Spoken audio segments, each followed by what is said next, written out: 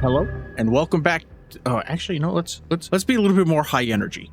Hello and welcome back. No, I don't like that. I don't like that at all. Don't push that. Don't force that. That was way too much. There's no one that's gonna believe that. Hello and welcome back to the Spooky Horror Show podcast. It's like 9 fucking seasons, and now he wants to act like he's all fucking sunshine and rain. On, guys? It's like, no, that's, probably think you're on fucking drugs. Like, what the hell are you doing, dude? No. What's wrong with Sean? Why is he so bubbly? Hello, and welcome back to the Spooky Horror Show podcast. As always, I'm your host, Sean. I'm joined again by Anthony. And today... Hello. Well, today we'll be talking about what is supposed to be the last Hell House LLC film. Thank God. But we're not so sure. Today's film is going to be Hell House LLC Lineage. But remember, before all that, if you'd like to support us, if you're watching on YouTube, like, subscribe, leave a comment. All that helps us with engagement in the algorithm. The video version of the podcast is also available on Spotify, where you can follow us and rate us as well as leave comments. That should help us as well with their algorithm. I don't really know how Spotify's algorithm works, but you know, whatever. It sucks. The audio only version is also available on all other podcast platforms, so you can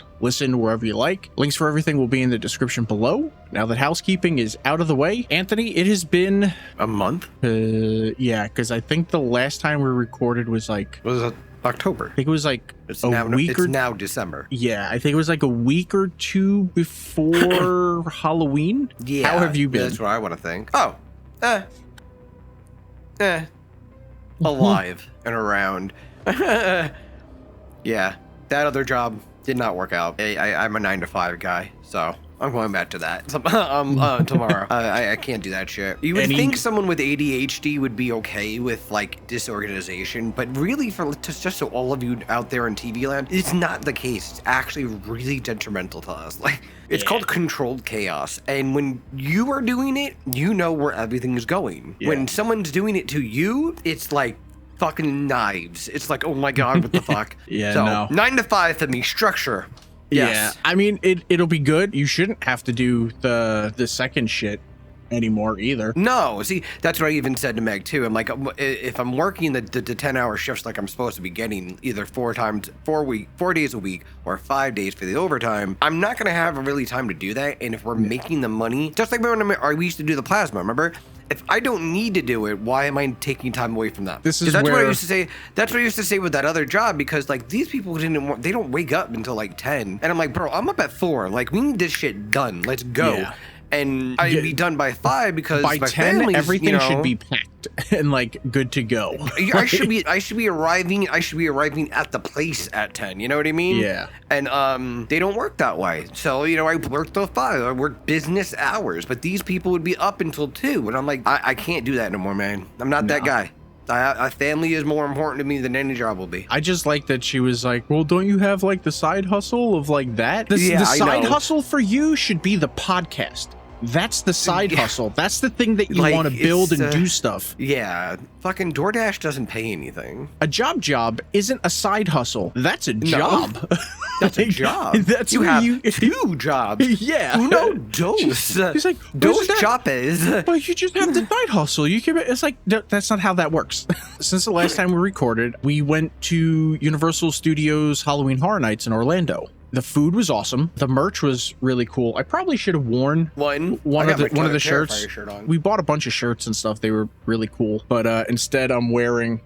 I'll show. It's a Spork. It's Angela Giratana's merch from the Smosh store. Proceeds for it went to an animal adoption thing in California and everything. So I was like, fuck it. Nice. Plus, Spork is so fucking derpy looking and shit. It is a cool design, so, got that. But the food there was great. The merch was pretty cool. And the kiddo had fun. Oh, the kid had so much fun there.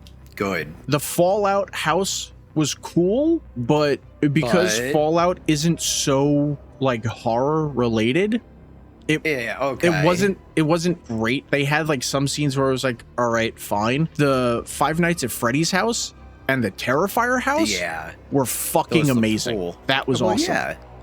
And they're very relevant. We flew out Friday afternoon. We landed Friday night, got to the hotel, slept a little late, and then we hopped on the water ferry over to Universal. We had like the get in early shit. VIP pass.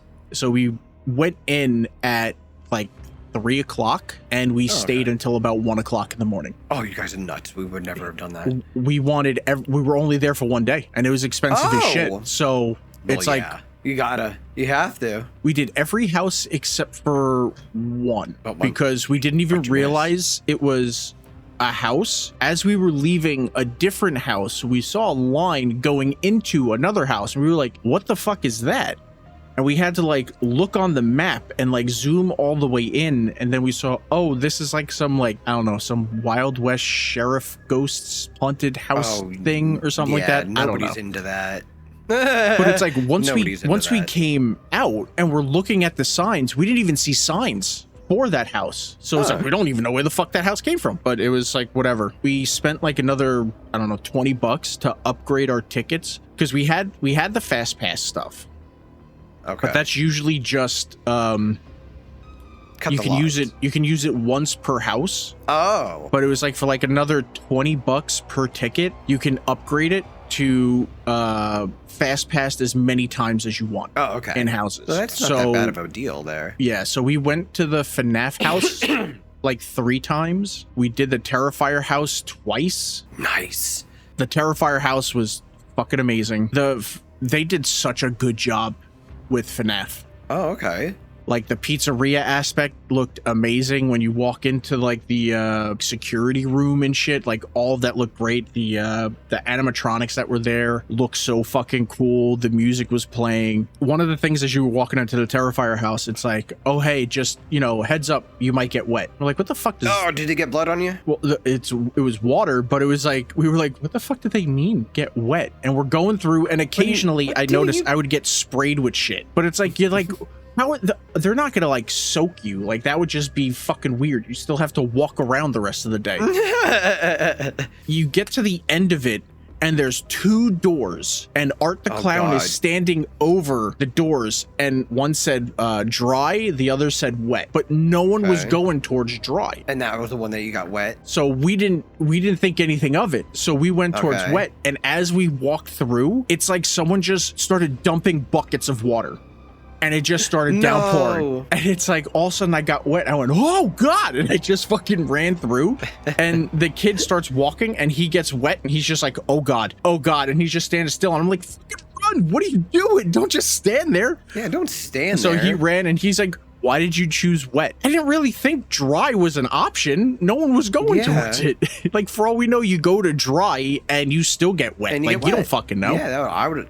Reasonable thinking, I would have. The Jason Voorhees house was really cool. Yeah, like the whole thing was cool. But yeah, besides this terrible movie. Now, I've only watched this movie twice, and that's all. That's all I will give it. That literally the last week we were gonna do, like before when we watched it, we didn't get to do it, and then today is when I watched it, and it was a chore. And I already told you that my final thoughts section is longer than the plot section. It's a rant, but I also have it fully structured because I didn't want to go off and have it be like, oh, Sean's getting punchy. This is like a Millie Bobby Brown rant and everything. It's like no. Structured and put out there. And as we go, people will see why we hate this film so much. Laying it out on the line, people. Yeah. So for production facts, after the near-death experience that was surviving the destruction of the Abaddon Hotel, Vanessa Shepard faces nightmares after moving back to Abaddon, New York. As mysterious deaths occur around her, she discovers her connection to the Abaddon Hotel, Carmichael Manor, and decades of unexplained murders. Hell House LLC Lineage was written and directed again by Stephen Cognetti and stars Elizabeth Vermillier from Hell House LLC 3 Lake of Fire, and I did not put a spelling thing. I think her name is Sierra Saka from the last installment of Hell House LLC, Origins, the Carmichael Manor. Filming began October 29th in 2024 and is the first Hell House film to not be found footage. I honestly do not understand the decision to change the genre of this franchise at the supposed end of the franchise, but whatever. We'll get into a whole lot of that later. Makes no fucking sense. No sense. IMDb has the estimated budget at about $175,000 with the domestic box office gross of a little over $310,000. Okay, so they pulled an international gross of $429,000, and that's with almost like 419,000 of that coming from Russia. Jesus. So Russia is where this movie made like all of its money. Okay, so I feel the only reason you would feel the need to make it a non-found footage film would be that the series. I feel like if you did it, it would be because you feel like it would do better in theaters than a found footage, which is this, but this isn't the only one that's ever been released in theaters, isn't it? Is this their first theatrical debut? Carmichael Manor might have gotten a limited release. Okay. But I think of all the other ones, then that would make sense. Yeah. You know what I mean? Then yeah. But even so, like, but at the same time, like those of us that watched all 3 of them or 4 of them, why would we want to go to something that's completely opposite of what we've stuck around for? That's like taking Terrifier and turning it into some weird Hallows Eve on the 3rd one again, where it's like not really relevant. Yeah, I get it. You made your money back, but why not just finish the franchise the way the fans wanted it to finish, the way it should have been? No, found footage. Made more. Then put Hell House to bed and make something new that is solely filmed like the classic way. And he has made it. I think it was 825 Road or something like that. There was another Shudder the one that you original have apartment or something. You have it, don't you? I might. I think I've seen it. It's basically his conventionally shot film, and it didn't do well. So I don't get why. Maybe he's on the peak. But here's the thing. You know, people do not like this film and haven't liked a lot of Cogniti's films. And to back it up, I'm not just saying it like to be like spiteful because of that. For context, these are Rotten Tomatoes scores for all of his films. Okay. Oh God. A Hell House LLC, the first one, had a Rotten Tomatoes score of 73 and a user score of 72. That's pretty good. Hell House 1 in the 70s. Hell House 2, the Abaddon Hotel, Rotten Tomato did not give it a score, but users gave it a 36. That means that means people were like, absolutely not, we don't like this. Hell House LLC 3, Lake of Fire, Rotten Tomato gave it a 14%. Oh my God. And users gave it a 37.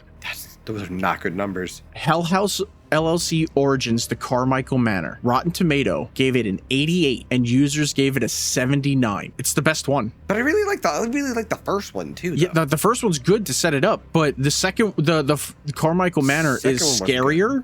It explains more of the story right. You know, it's shot better. The acting is better. You know, the location looks better. It's an all-around better film. And this other one just didn't make it. After Carmichael Manor, he made 825 Forest Road. That's the conventionally shot film that has a Rotten Tomato score of 33% and a user score of 43%. Okay. So still bad. And now not good. Now his last Hell House film, Lineage, has a Rotten Tomato score of 27% and a user score of 54%. And that's like as of like a month ago when I first wrote all that stuff down. So his highest reviewed film, at least he's consistent. His highest reviewed film was Carmichael Manor, and then he decided to run in the complete opposite direction of everything that made that film successful in both the eyes of critics and audience. That on top of that, counterproductive. On top of that, he decided to make the star of this film the star from his lowest performing Hell House film. Yeah. Why would you do that? That doesn't make any sense. I feel like you're putting your back in the horse you're already like lost with. And it's something that I've complained about in other Hell House reviews that we've done. That it's hard to make other films in the franchise when you keep fucking killing off every single one of the fucking characters. You can't kill everyone off and then start a new film and then be like, oh, well, now we have to introduce all these characters, group of people. Make you care about all these people. It's like, think about Terrifier. Yes, Terrifier 1, we like it. All Hallows Eve, we like it. But we love Terrifier 2 because it gave us Sienna. It gave us those characters. Why do we like Terrifier 3? Because we still have Sienna. To the Clown Cafe. But like we still have Sienna as that through point. Superhero. You know, with this it's like, well, everyone died in the first one. Well, everyone died in the second one. Well, the worst actress in the film survives in the third one. Survives and comes at the very, very end. In the fourth one, everyone dies except for the two people being interviewed about the people. And then didn't they come at the end? Didn't at the very, very end of the interview they die? No, at the very end of the interview, the woman that's being interviewed, when she gets up, like she's talking about how they want to bring back the that fall festival carnival thing, and when she gets up to leave, one of the clown mannequin things is standing in the window watching her. Okay. That's how that ends. That she got. I'm assuming she got killed. But now that woman is in this film. Yeah. And she's a far better actress than everyone else in this fucking movie. Yeah. And they make her play second fiddle. It's like, somebody please make it make sense to me, because the decisions, I can understand him being like, oh, and I really like her performance and blah, blah, blah. It'd be great. But then you as a producer who is financing the film should be there and be like, we need to take a step back. We need to look at what this is. And I don't feel like anyone's doing that. I feel like everyone is just sitting around jerking each other off at everything. Like, oh yeah, it's going to be great. And it's like, I don't fucking get it. I just don't. Because I feel like you can even have made her into the secondary character and use the better actress as the first. As a secondary character, she would have been better. Yes. And then just make the chick from the reporter. Make it about her. Well, not the. I guess the reporter. Yeah. Make her the main focus. But no, that's not what they did. You could have still done the movie that way. That's like all I got for that shit. So what are your spoiler-free review of Hell House LLC Lineage? Oh my god. I was so bored. It was like, it's a hard thing to watch. It's because you're not watching what you've watched 4 times already. It's completely fucking different. You're like, okay, I'm waiting for this to be Hell House, and it's really just like trying to do a crappy story, like a summation of Abaddon and the Carmichael, and it's just like everything falls short. You know what I mean? It's not like there's no peaks. It's just like, oh, okay, no. It's like they kept trying, but yeah, like too much dangle, no fucking treat. You know what I mean? Like I'm not getting the meat of what you're giving me here. I get what you're putting down, but I'm not taking. I'm gonna be way harsher than you. I fucking hate this film. The writing. I don't hate it like you hate it. I just feel like I don't want to watch it again. It's just not something I'll watch again. I will never watch this film again unless I'm being paid to fucking watch it. The writing is convoluted. The acting from the lead that we're forced to follow is wooden and stunted. She was the worst part of Lake of Fire, and for some reason, she was the cast member that they decided to bring back as the focus of this film. Maybe they were the only one that they can get to do the film. Maybe everybody was like, I'm done. They got the woman from the 4th film. Yeah. They got her, and she's a secondary protagonist. You make it hard to try to be like devil's advocate with that. I know. This film is in no way, shape, or form scary, even though they kept trying to market it as the scariest of the franchise. This is like that bullshit where they're like, it'll make you pass out and vomit in your seats when you watch it. It's like, no. This film is not fucking scary. It is not scary in the least. You know what? No. I think there was one scary moment. Carmichael and not even really. Carmichael Manor was by far the scariest of the films because it was just creepy and you're alone and you feel isolated. Yeah. There was like the one scene where it's like and I don't even fully remember exactly what scene it was. I'm sure as we go through the plot, I'll find it. It's where the clown makes like the sudden movement towards someone. Oh yeah, I think that even got me. Yeah, that's it. And it was a jump scare. So it wasn't even jump scares aren't real scary. Jump scares are just something like and you're like, oh yeah, that's all that it is. It's a normal human reflex. Like of course you're like, oh shit, get out the way, you know. Yeah. Whereas like with Carmichael Manor, with them walking around when he's looking down the hallway because he heard someone, he's like, hello, and you see someone in the dead son's room, and there's like the shadow figure that's like in the doorway standing in front of the window. Through the shadow through the doorway like moves. That's fucking creepy. You're supposed to be in the house by yourself, like you're looking through this guy, and that's what makes found footage creepy. If you shoot this the conventional way, that's not fucking scary because you're seeing the shit. But when you're forced to look at it through the POV of the person filming, like that's creepy. He's there alone and there's a shadow of someone fucking moving in there. And it's like, what the fuck do? You can't go anywhere. The only way for you to get out is to go that way. And the motherfucker is over there. Like, what the fuck do? You lock yourself in your room? Well, you don't know if there's another way. That's what makes that whole genre scary, but that's not what they did. It's also you can. It's like The Strangers. It's like something that you think might actually happen in real life. And it's like, how many times can you show the same scene of the clown mannequin like looking one way, and then the second you turn your back, it turns its head?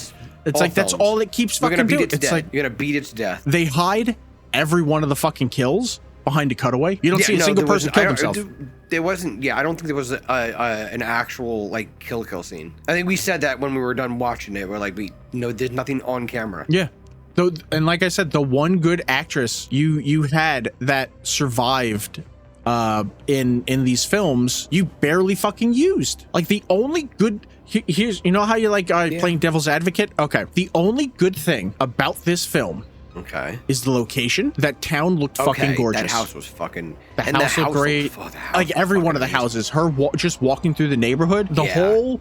And I'm pretty sure that was fairly certain that was filmed in Pennsylvania again. I'm pretty sure like all of them Pennsylvania were filmed. seemed to have. They have like the Pennsylvania has good places like that. It's like it's very northeast and it's gorgeous. And like to be fair. By not being constrained by the found footage genre, needing to use certain cameras to give it a certain found footage feel, any modern camera and lens kit can get you these shots. So it's like, even if, if you focused on the reporter and she was like trying to do a deep dive and that's when she found Elizabeth or whatever, I don't even remember what the hell her name is supposed to be, but I think the actress's name is Elizabeth. From the third one, it's like she finds her to find the connection and do all this stuff, but she's filming the stuff like that's a shot she can get with like a drone, so you just go through like a drone POV and stuff like that. But it's whatever. But this is absolutely a film look that you can get from like the new iPhones or even the Blackmagic camera app. So I don't understand the process behind making this film, and I honestly cannot recommend this to anyone. I don't think anyone should watch this for free. It's like just act like this film does not exist. It pretty much died after their origins. Yeah. Hell House Origins Carmichael Manor was the last film in the franchise. It went out with a bang. Yeah, there's some questions we don't have answers to, but if we're being completely honest, this one didn't really answer anything anyway, so it doesn't fucking matter. So I'm gonna give you all the answers you've been looking for. You didn't answer really anything. You also gave us a lot more questions. Then you gave us more questions. This is supposed to be the last one, right? Yeah. Then like why? Dunkin' Donuts not why giving more you questions? Your donuts? Like yeah. It's like this is the one thing you had to do. You wanted pink frosted donuts? Here's a cruller. Here's the fucking yellow ones. Yeah, like it's like, what the fuck? But all right, let's get into this fucking plot. So far, we already say don't fucking watch this film. Don't watch the film. The film opens with some of Catherine's camera footage from her brother and sister driving away before they eventually get into a car accident later that night. In June of 1989, Carmichael Manor hosts a funeral for Margaret Carmichael, who tragically died in a car crash. Catherine discusses the death with her brother Patrick, who survived the same accident. Patrick cryptically mentions his inability to let go of the event without people responsible being punished for what happened, which we got a bunch of him talking about stuff in Carmichael Manor, and none of this was brought up. Really seen. And now all of a sudden he's like, everyone must be punished. And it's like, all right, man, I got whatever. We then cut to the future. Yeah, I think it's like October 1993, after the Rockland County Fair closes for the night. Troy Hopewell, a drunk patron, stumbles out of the carnival. He's the last to leave and is lured back to the carnival's Down-a-Clown game when he spots a stack of cash just sitting behind counter out in the open. So he heads around back to steal it, and inside he spots the creepy clown just sitting there, and when he goes for the money, the lights shut off, the doors close, and the shutters slam shut. So while he's trapped inside the stall, stumbling around with his lighter, the clown begins to move towards him until he is eventually attacked by the demonic clown. Or possibly not demonic clown, because I don't know if it's ever fully explained if the clown's the one to get him. Yeah, because I know that you have to assume they do. The people in what the fuck is who was the dude that owned the Abaddon Hotel. Oh, what the man, fuck was his come on. name? Because it was his cult. So it's Yeah. like he worked with those guys at the Down a Clown thing. So it's like yes. I don't know if it's the guys just sitting there in the suits or if those guys are dead and it's like spirits possessing it. I don't know. And I don't. They don't really, even tell you that. Yeah. They make it seem like they're standing actually there the whole time, and then they just do it. So we'll go with it's demonic clowns. As I said in the spoiler-free review, we don't actually get to see any of the carnage. It just cuts to black and you hear screaming. Back in Abaddon, New York, in the present day, former TV personality Vanessa Shepard, one of the survivors of the now destroyed Abaddon Hotel, attends a third therapy session with Dr. Farrell. Vanessa and Dr. Farrell discuss Vanessa's recurring visions and dreams of a dilapidated house with a cross as well as ongoing trauma related to the hotel, which contributed to her marriage's recent collapse. That's shitty. It's crazy that this is only her third session after an event like that. And it took this long for her marriage to fail, which we'll meet her husband later. He's kind of a piece of shit. So it's like, but I find it crazy that it's like, oh, this is the third session, and then the doctor ends up revealing like way too much shit. I said the same exact thing to her this morning. Like, she is actually saying a lot of stuff, even though not giving the detail of. Do we not believe in HIPAA? That's what I said. I'm like, even though they're not saying the names, just like the stories, if she repeats that and someone hears it, like, wait, that's my story? Like, you know what I mean? I was to like, be I said fair, the same exact thing. She does give someone's name. I said the same exact thing. I was like, this doesn't seem okay. No, but so Dr. Farrell mentions she's seen an uptick in patients experiencing similar visions since 3 paranormal investigators, Margot, Rebecca, and Chase, died at the Carmichael Manor the previous year, specifically bringing up Bobby Hopewell and how he's seeing things. Like, her license should be taken. Like, why are you bringing? Oh yeah, Bobby's been seeing the same shit that you are. Why are you telling me what another one of your patients is seeing? And then she goes outside, and the motherfucker's sitting right out there. Yeah, what if they're out there in the fucking waiting room? That's awkward for all parties involved. You now just created a situation. She even brings up Bobby's father's disappearance that has no bearing on anything. So that's even better. On her way out of the office, Vanessa passes Bobby Hopewell, who briefly worked for Vanessa at the bar she now runs or owns. I'm pretty sure she just runs, as Bobby waits for his session. On her way home, she passes a house that the clown mannequin is out on like the front porch of. She walks up to it, calls the people possibly putting it out assholes, then continues home. At her place, we meet her roommate, who works at a drive-in. I guess she's here to possibly be cannon fodder, but I'm not completely sure. Her roommate tells her to meet her at the drive-in after her shift and then just leaves. Later that night, Bobby leaves a voicemail for Vanessa apologizing for the way he, I guess, quit the bar, but also wanted to let her know that someone has been digging into the Carmichael Manor and the Abaddon Hotel and the carnival and all this shit and contacted him, telling him some crazy ass stuff, and she may also be interested in knowing about all of this. He cuts the call short when he notices a red ball from the Down a Clown game, takes the ball outside, throws it into the darkness. Later that night, is woken up and finds the red ball on his nightstand. Right on this fucking thing? That's creepy. And you should be like, hey, I think someone's been in my house. Like, we need to do something about this. Like, this is getting a little bit too real. He records himself checking his house and finds the clown at the base of the steps. He walks by it, just repeating that it isn't real, it isn't real. But while he isn't looking, it turns to look at him and then attacks him.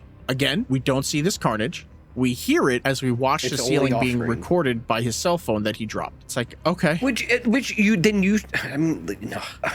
Have you ever dropped your cell phone and then went, you know what? I'll just leave it there. I know I'm recording my surroundings and right now I see a clown there. I'll just leave it there. Let me just leave it there. But like, what my whole thing is like, why wouldn't they have made it where it flipped to a way that you would see something, even if it's facing and it's level with the ground, and you just see a scuffle at least? At least it's more than nothing. Because then it becomes like, I'm pretty sure like the cops went to his house because they found him dead or whatever. Did they not find his phone? And no one said that the phone was taken. No, we didn't see it get picked up. So it's like, wouldn't they have heard the scuffle? Wouldn't they have seen the clown? Like. Well, see, these are the questions that we need to, like, what the fuck, bro? This is why you need people that aren't part of the circle jerk, like being involved in the filmmaking process, so they can point out, so they can go, dude, what the fuck is going on? Just no.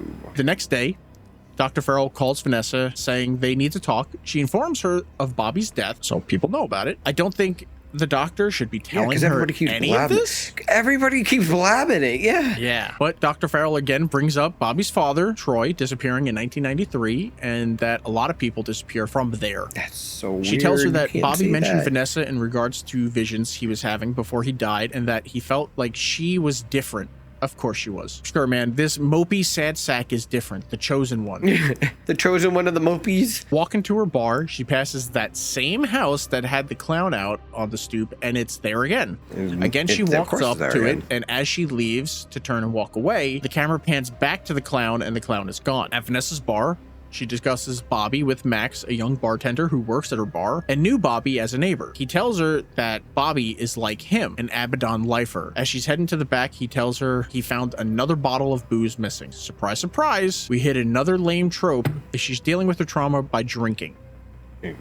Sure, man. And she's just throwing back. But before this, while she was heading to the bar, she called her husband, soon to be ex-husband, to let him know like what happened, and he's just a dick and blows her off. So now, while drunk napping in her bar's back room, Vanessa dreams of Margaret Carmichael taunting her amid visions of Margot and Rebecca conducting their Carmichael Manor investigation the previous year. Max wakes Vanessa to tell her that she has a visitor who turns out to be the true crime author Alicia Cavallini from Carmichael Manor. The one that knows how to act. This is who should have been the main character. They could have made her the main and the other one the secondary. It would have made the story go a little better and different. Haven't been in contact with Bobby since the deaths at the manor. Alicia explains how her research into the Carmichael family uncovered the truth about the car accident that killed Margaret in 1989. It turns out that a truck carrying 5 inebriated patrons from the Rockland County Fair collided with Patrick Carmichael's vehicle. Troy Hopewell, who later disappeared in 1993, was the driver. His 4 passengers also died or vanished under mysterious circumstances in the ensuing years. So shouldn't that be it? They're all family.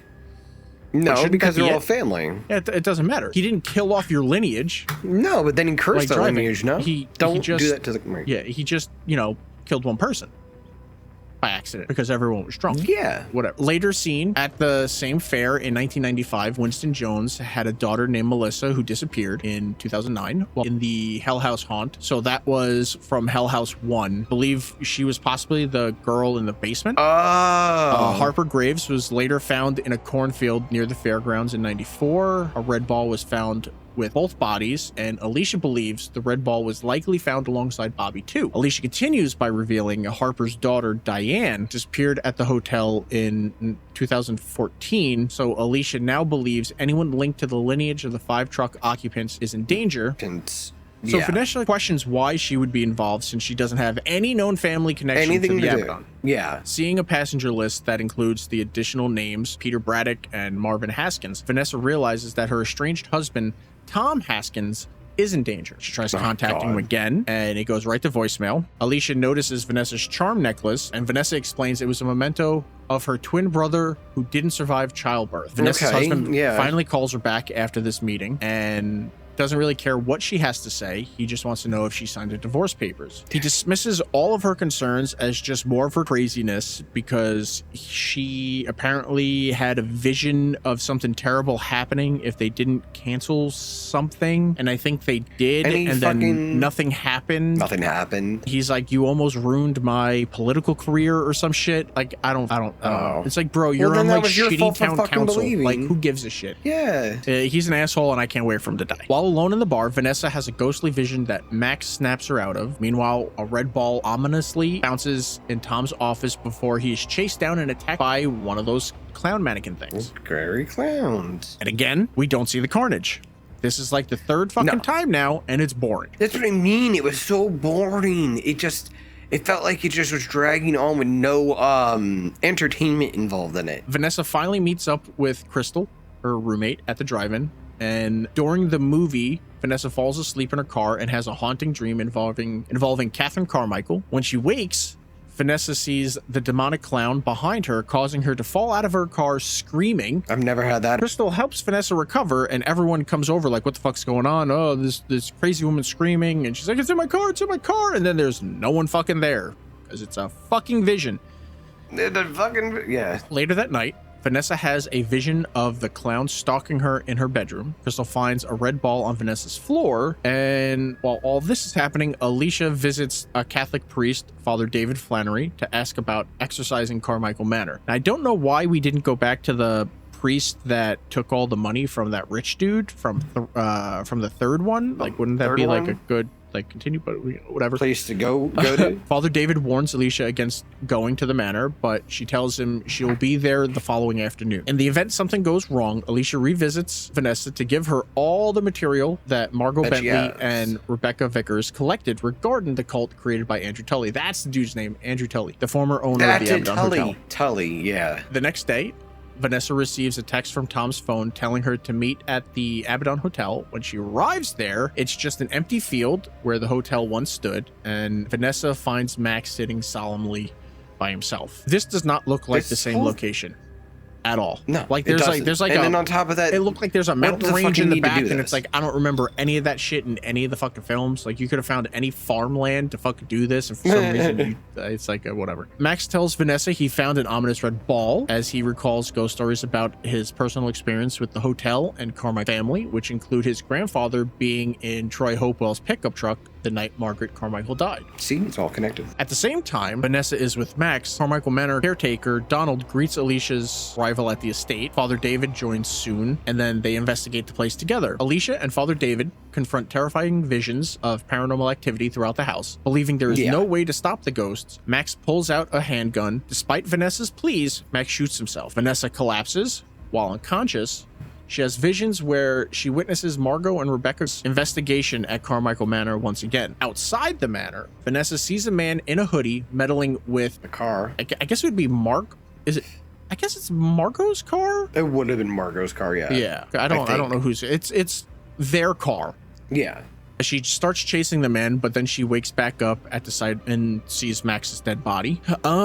With Alicia's assistance, Father David starts performing an exorcism in the manor's main room. As their ghostly experience continues, a ghoul rises from a nearby casket to tear out the priest's throat, and then the demonic clown attacks Alicia. Vanessa then returns to her bar. I don't think she ever called the cops about, Max's corpse. But she starts going through all the paperwork that Alicia left. She notices a curious mention of a woman named Beverly. Max's ghost interrupts to tell Vanessa they didn't make it. Max further indicates that the lonely house mentioned earlier isn't the Carmichael Manor like everyone believed, but rather the dilapidated home with a cross Vanessa sees in her dreams. Oh. Vanessa collapses again into another dream of that house, which turns out to be Andrew Tully's former residence. Additional flashbacks reveal Carmichael Manor caretaker Donald is actually Fred Perkins, one of the two down-a-clown carnies who helped Andrew Tully build the Abaddon Hotel and start his cult. In a flashback, Freddy/Donald continues compelling Patrick Carmichael to follow their occult plan for achieving immortality. When they sense Vanessa's presence as a disembodied observer, Freddy identifies her as one of the twins spawned from Beverly. Vanessa's vision jumps back to confronting the man in the hoodie she previously chased outside Carmichael Manor. Vanessa eventually gets the man to stop to reveal his face. Vanessa is shocked to identify him as her twin brother, Mitchell. Yeah. And that is the end of Hell House LLC. Yeah, and I'm like, fucking the dumbest shit. That is the dumbest fucking ending. Yep. So now this bitch not only had a twin that died at birth, but has a brother she never knew about, which would be part of the lineage. So that means that guy has to die. Here's the thing that doesn't make any fucking sense. Okay, so is the twin... I checked... I think I go into it. Okay. Here are my final thoughts. This is actually the worst Hell House movie by far. It's not even because they ditched the gimmick that made the franchise, not just because the story is convoluted. Is the story behind the Hell House franchise that Andrew Tully is trying to sacrifice enough people to open the gates of hell from like Hell House 1 through 3? Is it the story of Patrick Carmichael trying to bring back his sister from the dead before he possibly died in Hell House Origins? Or is this the story of Patrick Carmichael from beyond the grave killing off the family lines of every person involved with the accidental death of his sister, even though all the people involved are already dead? They can't figure out what they want the story to be. Yeah, on top of the fact that the only person responsible would have been the driver. The other people in the car were just drunks. Just like, drunks. for all you know, they were weren't- asleep and this yeah. dude did. Like, it doesn't make any sense. It doesn't make any sense. Because now, if we're going off of this film, Andrew Tully isn't even the big bad. It's Patrick Carmichael. He's been killing all of the ancestors of the people since Hell House 1. He's actually That's the what it one made it pulling all seem the like. strings.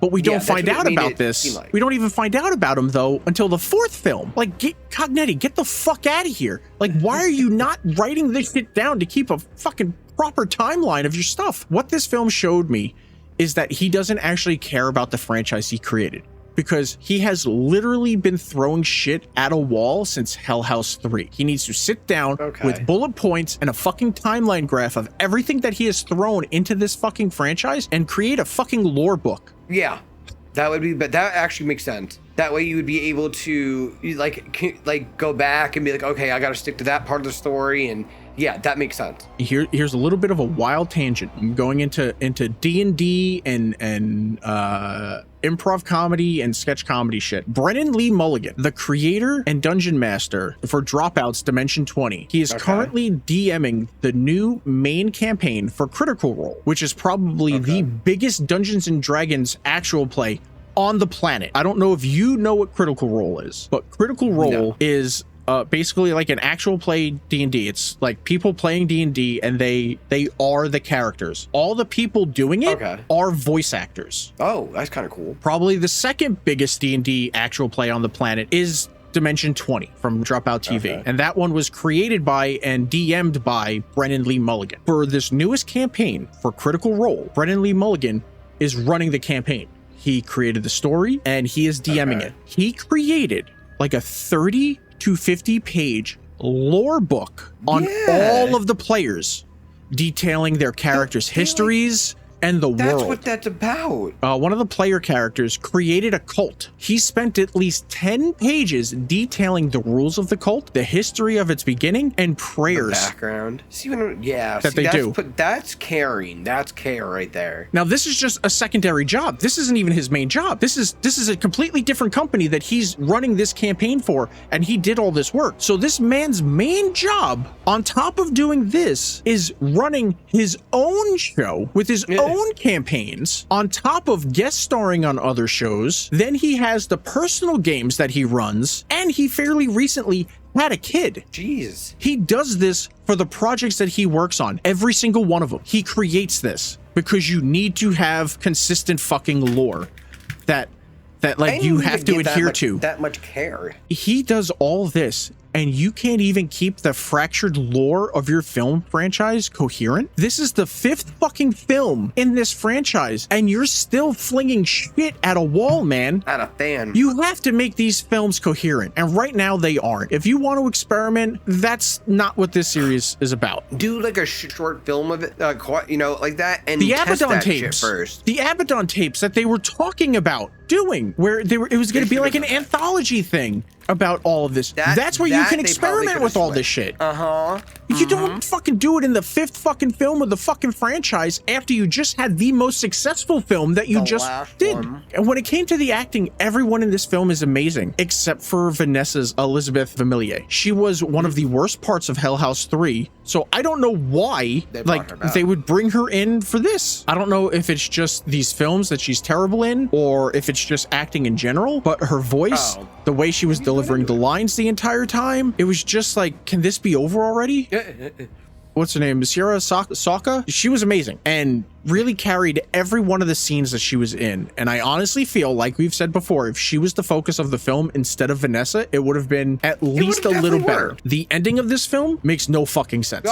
Vanessa is called out as one of Beverly's twins, sure, but we have no clue who Beverly is. She's mentioned for all of 10 seconds in Origins, as in like she was pregnant. Like that was it. She was in a note that they found in the clock from the antique store when they were going over stuff at the kitchen table. And then it went nowhere. And that was it. And then it went nowhere. Yeah. So now all of a sudden it's like she's this like big thing. Sure, we can play along that she's really Vanessa's mother, and because it was so important that she was brought back to the Abaddon Hotel, the father is probably Andrew Tully. I'm calling it now. But when we cut back outside to her watching a guy mess with Margot's car and then chase him down, you don't get to see his face. So that probably means they don't even know who the fuck it's going to be. But she's so shaken to her core His brother. I think we're assuming that it's her brother, and she calls him Mitchell. Now, the only Mitchell that we know is from Hell House 2, and he's dead. They're supposed to be dead. But besides that, even if he wasn't dead, why would he be sabotaging their car? Now all of a sudden he's a bad guy? I think it was supposed to be the twin brother. There's also the fact that we don't know that it's her brother, but they also played the previous scene like it's the reveal that is going to be her twin brother, with like a close-up of her face about to cry, and it's like all extreme close-ups of her necklace and blah blah blah blah blah. But they've already said, like, especially with that necklace, her brother died during childbirth. That's what I mean. So she would have no fucking childbirth. So she would have no fucking clue what he looks like. But she would have no fucking clue what he looks like as an adult. No, because she never saw him as a baby. She never had any idea. Yeah. So why would she know it? But it would make way more sense if it was just her reacting to the fact that she was seeing Mitchell from the second film, who was supposed to be dead and now possibly working for Andrew Tully. Tully. She would have done a ton of research on the previous people that went missing before the billionaire bought the hotel and everything, if she was supposed to be like a good reporter. Also, Mitchell in the credits is played by Corey Kelly, where in Hell House 2, Mitchell was played by Vas Eli. So it's two different people. So I don't know, man. This is a 1 out of 5 for me. Either stop making the Hell House films or start giving a crap about the lore. I'm very glad. I hope it's the last one, because the ending was fucking terrible. Yeah, I just don't think I think they're done with it. I think he's I hope they are. This out. I don't think, why are any of us going to come back for a sixth one? Like, nobody likes this film. And the fact that, like, why would I come back? I think it was like the CEO of one of the production companies that was producing this was like telling people from like Rotten Tomato that were like, yo, this movie's bad. He was like, hey, don't leave your review here. Just leave this area for people that want to leave good reviews. Go fuck yourself. Yeah, you were what telling the fuck me are that. You talking? Yeah, like, how about make a good movie? Don't give us the negative one. Yeah, I remember make that. Make a good movie. Whose bright idea was it to fucking like change bribery, everything at the fifth fucking film? Finish out your goddamn fucking franchise, then make something new where you can. I want to make conventional films. I understand not wanting to be hamstrung by found footage. It gets really fucking weird having to do stuff. This is a found footage franchise. You don't then suddenly go, with the fifth film we want to fucking change it. It's like, that's not what you do. That's not what you fucking do. You just stick to it. Finish the fucking franchise. Close the fucking loops. Start something fucking new. It's as simple as that. You have that 825 Forest Road. There you go. Yeah. Nobody really liked that film either, but it kind of tells you something though. But like, you could do something. I don't know, but like, don't take your found footage franchise and then be like, no, we're not going to do found footage anymore. Like, it's fucking stupid. It's fucking dumb. So yeah, I'm a 1 out of 5. I don't have to watch it again. It's a 1. I'm just glad I don't have to watch it again now. So our current rankings for Hell House LLC 1 at number 1, Hell House LLC 3. Origins, the Carmichael Manor at number 2, Hell House LLC 2, the Abaddon Hotel at number 3, and Hell House LLC 3, Lake of Fire at number 4. Where do you want to put Lineage? 10. I have it at 5. I have it bottom of the list. I would rather watch Lake of Fire than watch Lineage. Bottom. Yeah. Absolute bottom. All right. Like I said, I wouldn't watch it. I don't want to watch it, and it already is for free. Yeah. Our new rankings for the entire Hell House franchise, provided they don't make any more of these goddamn films. Please do not. The original Hell House at number 1, Carmichael Manor at number 2, Abaddon Hotel at number 3, Lake of Fire at number 4, and Lineage at a very distant 5. Yes. That is it for the Spooky Horror Show tonight. I want to thank everyone for watching. Please remember, like and subscribe. Follow us on our socials. Thanks for watching. Until next time. Go watch some horror movies. Bye. Laters.